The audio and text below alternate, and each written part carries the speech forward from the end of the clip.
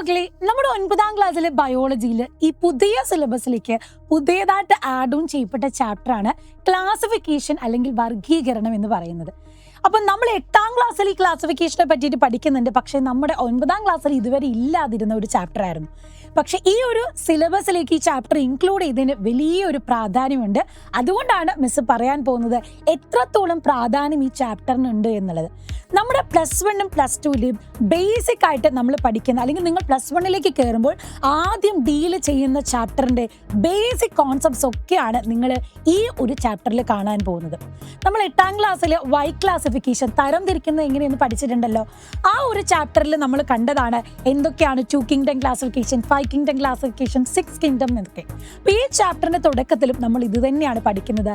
6 kingdom വർഗീകരണം അല്ലെങ്കിൽ 6 kingdom classification എന്ന് പറയുന്നത് എന്താണ് എന്നുള്ളത് കാൾ വൂസ് മുന്നോട്ട് കൊണ്ടുവന്നതാണ്. അദ്ദേഹം ഡൊമെയിൻ ആർക്കി, ഡൊമെയിൻ പ്രൊക്കാരിയ, അതുപോലെ ഡൊമെയിൻ യൂക്കാരിയ എന്നിങ്ങനെ 3 ഡൊമെയിനുകൾ വരികയും അതിൽ നിന്നും 6 ഡിഫറെൻറ്റ് കിങ്ഡംസ് രൂപപ്പെടുത്തുകയും ചെയ്തിട്ടുണ്ട്. അപ്പോൾ ഈ കിങ്ഡത്തിലേക്ക് വരുമ്പോൾ നമുക്കറിയാം ആർക്കി ബാക്ടീരിയയിൽ കാണുന്ന എന്താ, പുരാതന കാലം തൊട്ടിയുള്ള ബാക്ടീരിയാസിന് എക്സാമ്പിളാണ്.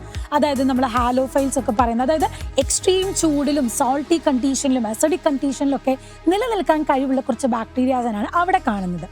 നോർമൽ ബാക്ടീരിയ നമ്മൾ കാര്യങ്ങൾ പറയുന്നതാണ്. നമ്മൾ നോർമലായിട്ട് നമ്മളൊരു ഹാൻഡ്ഫുൾ സോയിൽ എടുത്താൽ തന്നെ അതിൽ 100ലധികം ബാക്ടീരിയാസിനെ നമുക്ക് കാണാൻ പറ്റുന്ന ആ ബാക്ടീരിയാസ് ഉൾപ്പെടുന്നതാണ് അവിടെ വരുന്നത്. അത് കഴിഞ്ഞ് യൂക്കാരിയോട്സിൽ വരുമ്പോഴോ നമ്മുടെ പ്രൊട്ടിസ്റ്റ, കിങ്ഡം ഫഞ്ചായി, പ്ലാന്റ്, ആനിമേലിയ, ഇതൊക്കെ ഡൊമെയിൻ യൂക്കാരിയയിൽ നമ്മൾ ഈ പറയുന്ന ബാക്കി കിങ്ഡംസ് ആണ്. അപ്പോൾ ഇങ്ങനെ ഒരു കിങ്ഡമാക്കി വർഗീകരിച്ചത് എന്തിനു വേണ്ടിയിട്ടാണ്? ഓരോ ജീവജാലങ്ങളെയും തരം തിരിച്ച് നമുക്ക് മനസ്സിലാക്കാൻ വേണ്ടിയിട്ടാണ്.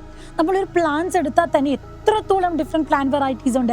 ആനിമൽസിൽ എടുത്താലും നമുക്ക് ഇന്ന് പോലും അറിയത്തില്ലാത്തതും ഇതുവരെയും നമ്മൾ ബുക്കിലൊന്നും രേഖപ്പെടുത്താത്തതിൽ അത്രയും ജീവികൾ നമ്മുടെ ഭൂമിയിലുണ്ട്. അതിനൊക്കെ നമ്മൾ കണ്ടുപിടിച്ച് വരുന്നതേ ഉള്ളൂ. അപ്പം അങ്ങനെ കണ്ടുപിടിച്ചാൽ അവരുടെ ബോഡിലി ഫീച്ചേഴ്സ്, പുറമേയുള്ള ക്യാരക്ടേഴ്സും ഇനി അവരുടെ ബോഡീൻ്റെ ഉള്ളിലുള്ള സെല്ലിൻ്റെയും അനാറ്റമിക്കൽ ഫീച്ചേഴ്സും ഒക്കെ പഠിച്ച് അവരെ വർഗീകരിക്കാൻ നമുക്ക് കുറച്ച് കാര്യങ്ങൾ വേണം.